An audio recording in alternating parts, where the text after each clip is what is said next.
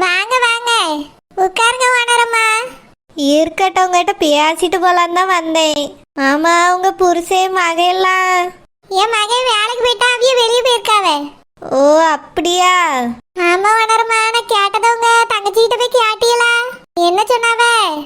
நீங்க சொன்ன உடனே நேத்தே அவிய வீட்டுக்கு போய் நான் இதை பத்தி பேசிட்டேன். அப்படியா? என்ன சொன்னாவே? அது வந்து சூரியம்மா, என் தங்கச்சிக்கு இப்பயும் விருப்பம் மாதிரி தான் தெரியுது. ஆனா அவ புருஷன் ரொம்ப பிடிவாதமா இருக்காராம். அதனால அவ பேசவே முடியாதுன்னு என்கிட்ட சொன்னா. நான் சொன்னேன்னு குழந்தைன்ட்ட கேளு, பேசிட்டு என்ன சொல்றாருன்னு என்கிட்ட சொல்லுன்னு சொன்னேன். சரிக்கா பேசி பாக்கேன்னு சொன்னா. குழந்தை வந்த உடனே அவளும் பேசியிருக்கா. அப்படியா? அவர் என்ன சொன்னாரா? இத பத்தி பேசவே பேசாதன்னு ஒரே வார்த்தையா முடிச்சிட்டாராம். என்ன சொல்றிய வானரம்மா? ஆமா, அவ கேட்டிருக்கா. நான் கேட்டதுனால அவிய இஷ்டம் இல்லைன்னு சொல்லிட்டாவ. அது மட்டும் இல்ல, இதை பத்தி மறுபடியும் பேசவே பேசாதன்னு அவட்ட சொல்லியிருக்காவ. நீங்க கொஞ்சம் பேசி பார்க்க கூடாதா? அவளையே பேசக்கூடாதுன்னு சொல்லி அவ நான் போய் பேசினா என்ன சொல்லுவாவ? இந்த பக்கமே வராதிங்கன்னு சொல்லுவாவ. ஏற்கனவே இந்த பிரச்சனை ஆரம்பிச்சதுல இருந்து அவிய யாருமே என் வீட்டு பக்கமே வரதில்ல. இப்ப நான் இதை போய் கேட்டு அவர் கோவப்பட்டு வீட்டை விட்டு போங்கன்ட்டாருன்னா போச்சு. என் தங்கச்சியை கூட போய் பார்த்து பேச முடியாது. என் தங்கச்சி புருஷன் அவ்வளோ பெரிய கோவக்காரெல்லாம் கிடையாது, அமைதியான டைப்பு தான். ஆனா என்னன்னு தெரியல, இந்த கல்யாண விஷயத்தை பத்தி பேசும்போது மட்டும் ரொம்ப கோவப்படியாராம். என் தங்கச்சியால அவர்கிட்ட பேசவே முடியலன்னு சொல்லியா. அப்படியா? ஆமா, அது மட்டும் இல்ல, இப்படி வாயாம பொண்ணு கேட்கறதுனால டக்கு புக்குன்னு வேற எங்கேயாவது மாப்பிள்ளை பார்த்து கட்டி கொடுத்துடலான்னு சொல்லியாராம். ஐயோ! ஆமா, அவ அம்மகாரி சொல்லி வருத்தப்படியா. ஏற்கனவே இப்படிதான் அவளுக்கு அவசர அவசரமா நாங்க மாப்பிள்ளை பார்த்து அது இப்படி ஆகி போச்சு. மறுபடியும் அவசர அவசரமா மாப்பிள்ளை பார்க்கணும்னு அவைய சொல்லியாவ. எனக்கு பிடிக்கல, படிப்பு முடிஞ்ச பிறகு மெதுவா பார்க்கலான்னா கேட்க மாட்டேங்க அவன்னு சொல்லியா. எதுக்கு அவர் இப்படி பண்ணியாரு? அது நிறைய இடத்துல கேட்காவ போல. நீங்களும் வேற வாயாம கேட்குறிய பத்தியலா, அதான் டக்குன்னு கட்டி கொடுத்துட்டா யாரும் கேட்க மாட்டாவன்னு நினைக்காருன்னு நினைக்கேன். என் மகன் அந்த பிள்ளைய தான் விரும்பியா. அந்த பொண்ணு இல்லைன்னா வேற பிள்ளைய கட்டிக்கிடவே மாட்டேன்னு சொல்லியானே. சொன்னேன், என் தங்கச்சிக்கிட்ட அதையும் சொன்னேன். விரும்பி கேட்காம அந்த இடத்துக்கு கட்டி கூட நல்லா பார்த்துக்கிடுவான்னு சொல்லியாச்சு. அது மட்டும் இல்லை, இங்கே எல்லாருக்கும் தெரியும் உங்கள் மகன் நல்ல பையன்னு. அன்னைக்கு மண்டபத்தில் துர்காவை காப்பாற்றினது உங்கள் மகன் தானே. அதனால என் தங்கச்சிட்ட நானும் எல்லாத்தையும் சொன்னேன்.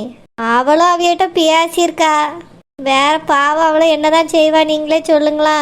பேசதான் முடியும், அவர் தானே தகப்பே, அவர் தான் முடிவெடுக்கணும். வேண்டான்னு சொல்லியாருன்னு சொன்னான். நீங்க உங்க மகனுக்கு வேற இடத்துல பொண்ணு பாருங்க. உங்களை தான் நான் மாலை போல நம்பி இருந்தேன். நீங்களே என்னடானா இப்படி சொல்றீங்களே. நான் இதுக்கு மேல யார்கிட்ட போய் உதவி கேட்பேன்? எங்களுக்கு இந்த ஊர்ல வேற யாரு தெரியும்? நீங்க சொந்தக்காரவிய பேசி புரிய வைப்பியன்னு நினைச்சேன். உங்க வீட்டுக்காரவியலுக்கு சம்மதமா? அவியிட்டே நான் பேசினேன், அவியலுக்கு கோவத்துல தான் இருக்காவ. உங்க வீட்டுக்காரவியலே கோவத்துல இருக்காவ. என் குழந்தைன குறைச்சொல்லி என்ன ஆக போகுது? இல்ல வானரம்மா, என் வீட்டுக்காரவியலுக்கு தான் உங்க குழந்தை பெரிய துரோகம் பண்ணியிருக்காவ. அப்படி இருக்கும்போது அவிய கோவப்படதானே செய்வாவ. இவ்வளவு பெரிய துரோகத்தை பண்ணிட்டு உங்க குழந்தை கோவப்படுறதுல நியாயமே இல்லை. என்ன சொல்றிய? என்ன நடந்துச்சு? வானரம்மா, பழச பத்தி பேசி ஒன்னும் ஆக போறதில்ல. நடக்க வேண்டிய கதையை மட்டும் பாப்போம். நீங்க இன்னொருக்கா பேசி பாருங்களா. ஐயோ, இப்போதைக்கு அங்கே போய் பேசவே முடியாது. என் தங்கச்சி நீ அந்த கதையை விட்டுரு, என்கிட்ட வந்து பேசாதான் அவர்கிட்ட கேட்கவே மாட்டேன்னு சொல்லிட்டா. உங்க மகனுக்கு வேற இடத்துல பொண்ணு பாருங்க. இல்லம்மா, அவன் கெட்டிக்கிட மாட்டேன்னு சொல்லிட்டான். அவன் ஒரு தடவை முடிவு பண்ணிட்டா, அந்த முடிவை மாத்திக்கிடுறது ரொம்ப கஷ்டம். இங்கதான் வேலை செய்வேன்னு சொன்ன அவனுக்காக தான் நாங்க இங்க வீடே மாத்திக்கிட்டு வந்தோம். பிடிச்ச அந்த பிடிவாதத்திலேயே நிப்பான். அவனை மாத்துறது ரொம்ப கஷ்டம். துர்காக்கு எப்படியும் ஒரு வருஷம் ஆகும் மாப்பிள்ளை பார்க்கறதுக்கு. படிப்பு முடிஞ்சாதான் பார்க்கணும்னு அவன் அம்மகாரி சொல்லியா. வேணும்னா ஒரு 6 மாசமோ 1 வருஷமோ கழிச்சு மெதுவா பேசி பார்ப்போம். உங்க மகனுக்கு நீங்க வேற இடத்துல பொண்ணு பார்க்கலன்னா நான் வேணா கேட்டு பார்க்கேன். இப்போதைக்கு அங்க போய் எதுவும் பேச முடியாதுமா. அந்த பிள்ளைக்கு அப்பா தான் ரொம்ப கோவத்துல இருக்காவன்னு சொல்றீங்களே. டக்கு புக்குன்னு மாப்பிள்ளைய பார்த்து கட்டி கொடுத்துட்டாவண்ணா. கட்டி கொடுத்துட்டாவனா நான் ஒன்றும் பண்ண முடியாது. குழந்தை ரொம்ப கோவத்துல தான் இருக்காவன்னு தமிழ் சொன்னான்.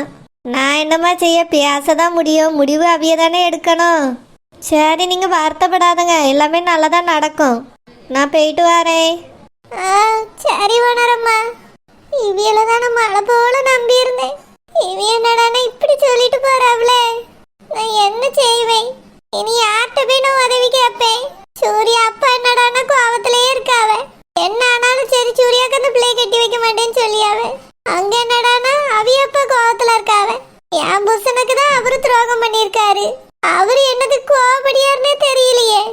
இவரு பழைய பகையை இன்னும் மனசுல வச்சுக்கிட்டு பிள்ளை வாழ்க்கையை அழிச்சிருவாரு போல. பிள்ளைக்காக விட்டு கொடுங்கன்னு சொன்னா இவியலும் கேட்க மாட்டேங்க. அவனும் வேற பொண்ணே பார்க்காண்டான்னு சொல்லிட்டான். நான் ஒத்த மனுஷிய என்னத்த செய்வேன்? யார்கிட்ட போய் இதை சொல்லி ஆள?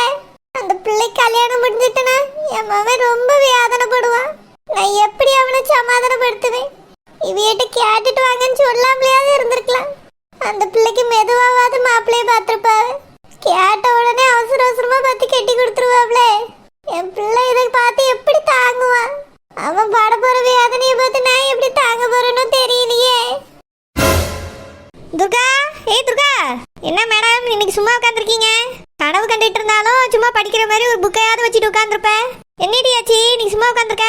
எல்லாத்தையும் மொத்தமா படிச்சு கரைச்சி குடிச்சிட்டியா என்ன? போ ஐஷு, நீ வேற கிண்டல் பண்ணிக்கிட்டு. என்னடி ஃபீல் பண்றியா என்ன?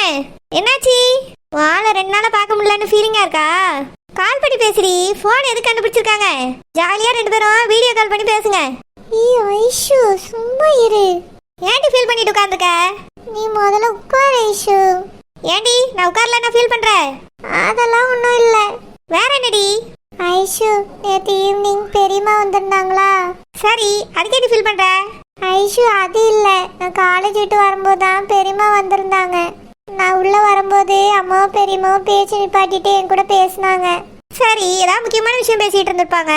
நானும் அப்படிதான் நினச்சிட்டு உள்ள போயிட்டேன். ஆனா எனக்கு இங்க வந்ததுக்கு அப்புறமா அவங்க பேசினது காதுல விழுந்துச்சு. என்னதுடி? அவரோட வீட்டுல மறுபடியும் என்னைய பொண்ணு கேட்டிருக்காங்க. ஹை, அப்படியா? ஆமா, அதை பத்தி பேசதான் பெரியம்மா வந்திருக்காங்க. ஏய் சூப்பர்ரி, அதிர்ஷ்டம் ஒரு தடவை தான் கதவை தட்டவும் சொல்லுவாங்க, உனக்கு 2 தடவை தட்டி இருக்கு. ஆமா, உங்க அம்மா என்ன சொன்னாங்க? அம்மா என்ன சொல்றாங்க ஐஷு? அப்பா எடுக்கிற முடிவு தான் முடிவுன்னு சொல்லிட்டாங்க. சரி, உங்க அப்பா என்ன சொன்னாங்க? அம்மா அப்பாட்ட கேட்டிருப்பாங்க போல. அப்பா கோவத்துல அம்மாவை பிடிச்சி செம்மையா திட்டிட்டு இருந்தாங்க.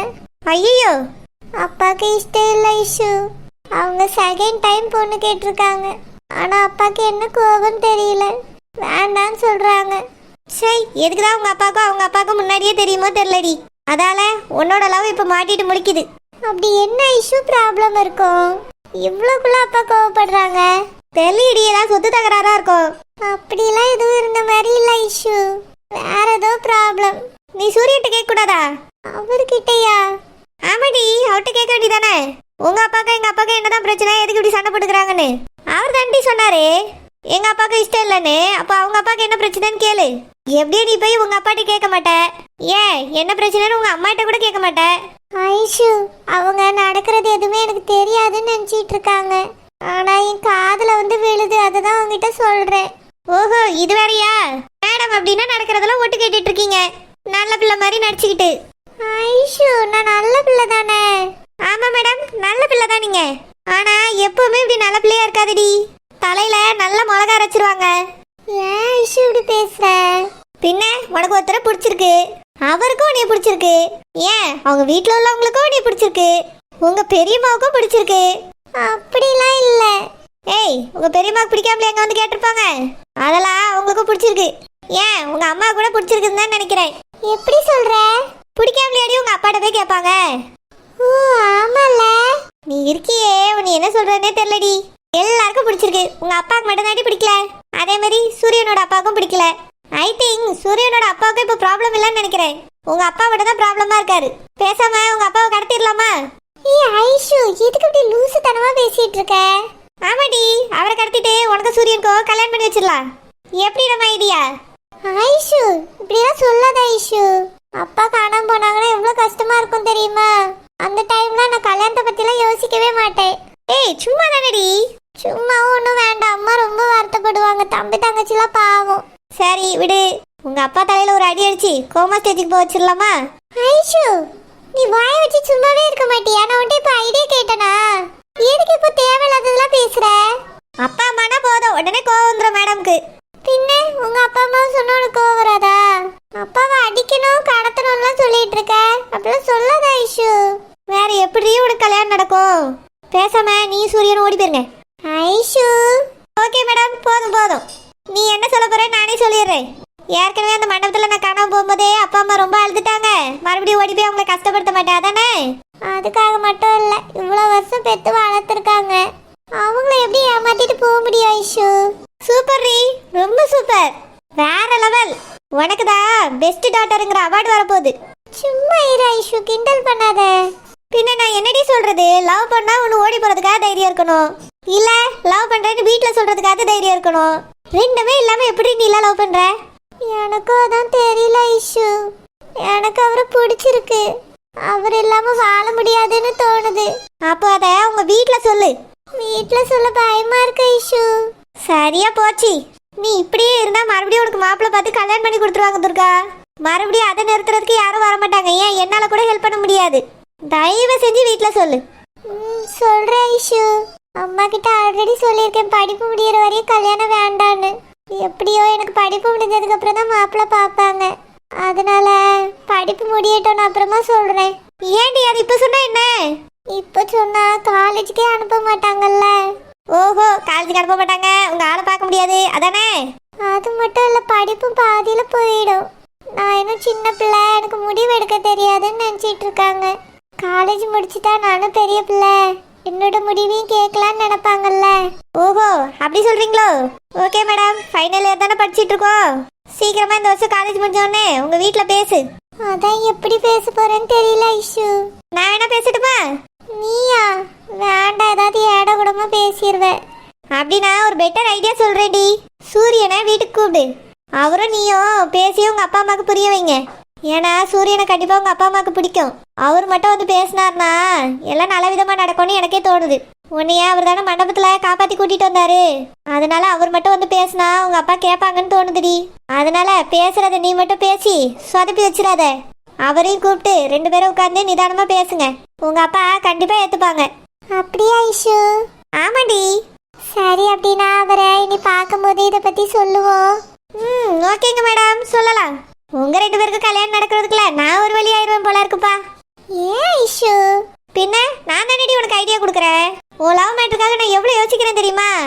உனக்காக யோசிச்சதா நான் படிப்புல கான்சென்ட்ரேட் பண்ணியிருந்தா ஃபர்ஸ்ட் மார்க் வாங்கியிருப்பேன். ஓஹோ, அப்படியா? அப்ப ஃபர்ஸ்ட் இயர்ல மார்க் ஏன் கம்மியாச்சு? அது வந்து ஃபர்ஸ்ட் இயர்ல, அதனால தான். போய்ஷு, எப்ப பார்த்தாலும் காமெடி பண்ணிக்கிட்டு. சரிங்க மேடம், அசைன்மெண்ட் எழுத சொன்னாங்களே, முடிச்சிட்டீங்களா? ஐயோ, இத பத்தி யோசிச்சுட்டு அது மறந்தே போயிட்டா ஐஷு. அடி பாவி, நீ முடிச்சு வச்சிருப்பா, வாங்கிட்டு போய் எழுதலாம்னு நினைச்சேன். நீ என்னடானா ஸ்டார்டே பண்ணலையா? சுத்தம். நான் வீட்டுக்கு போயிட்டு எல்லாத்தையும் எடுத்துட்டு வரேன். நம்ம 2 பேரும் சேர்ந்தே உட்காந்து முடிச்சிடலாமா? சரி ஐஷு. ஐஷு சொல்றது கரெக்டு தான். நானும் அவரும் சேர்ந்து பேசினாதான் அப்பா ஒத்துக்கிடுவாங்க.